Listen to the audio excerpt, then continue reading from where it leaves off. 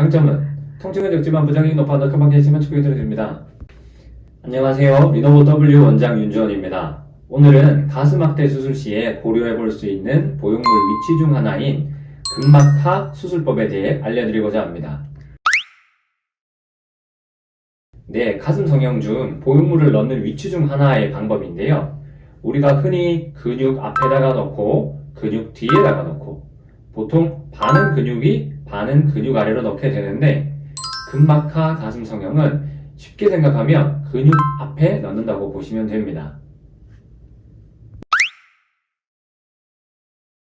네, 근막하 근육이 성형의 장점은 통증은 적고 근육의 수축기관에 영향을 받지 않기 때문에 가슴 수술 후 움직임이 굉장히 부드러운 장점이 있습니다.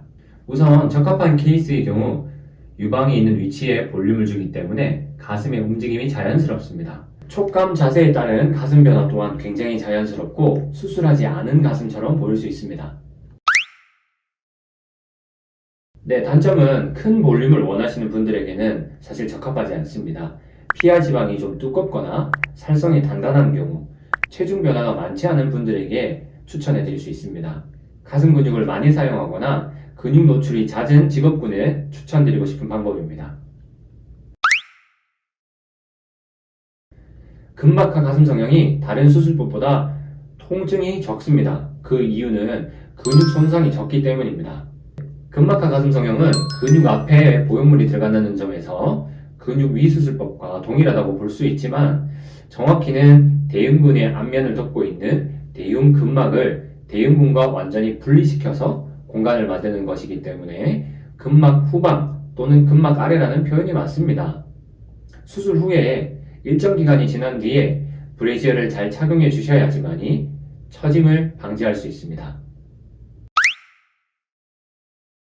살이 급격하게 빠지는 경우 보형물의 라인이 겉으로 보이거나 만져질 수 있기 때문에 체중 변화가 심하지 않도록 유지시켜 주시는 것이 가장 중요합니다. 네, 근막하 가슴 성형의 경우 재수술의 경우에도 생각해 볼 수 있는 좋은 방법이고 실제로 처음 수술 경과에도 좋은 결과가 많이 있었습니다. 그래서 처음 수술하는 환자분들께도 적용해서 좋은 결과를 얻을 수가 있고요.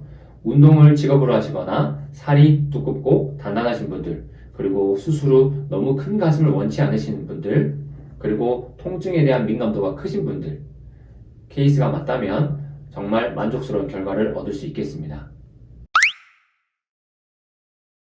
네, 요즘 대흉근 앞에 보형물을 이용하는 추세가 유방 재건 수술에서 많이 쓰이고 있는데요.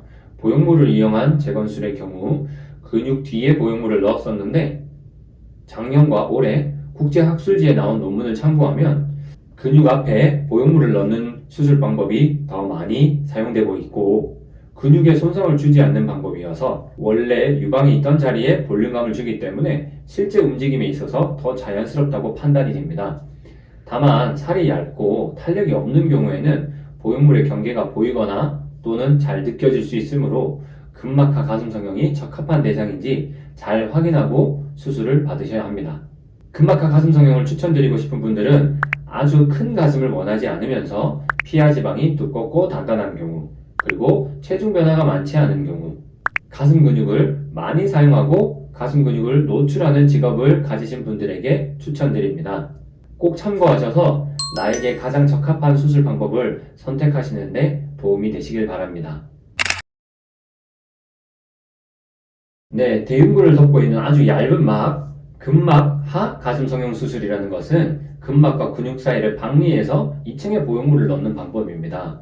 이 근막은 아주 얇은 자로 잴 수 없을 정도로 매우 얇습니다. 그런 구조물이기 때문에 따라서 가슴 볼륨이 빈약한 동양 여성에게는 윗가슴 부위의 보형물 시작점이 약간 볼록하게 느껴질 수 있겠습니다. 또한 근막하에 보형물을 넣는다고 해서 무조건 구형 구축이 발생하지 않는다는 것은 아닙니다. 다만 그 퍼센테이지가 조금 낮다고 볼 수 있습니다. 여기서 중요한 것은 유방 검진입니다.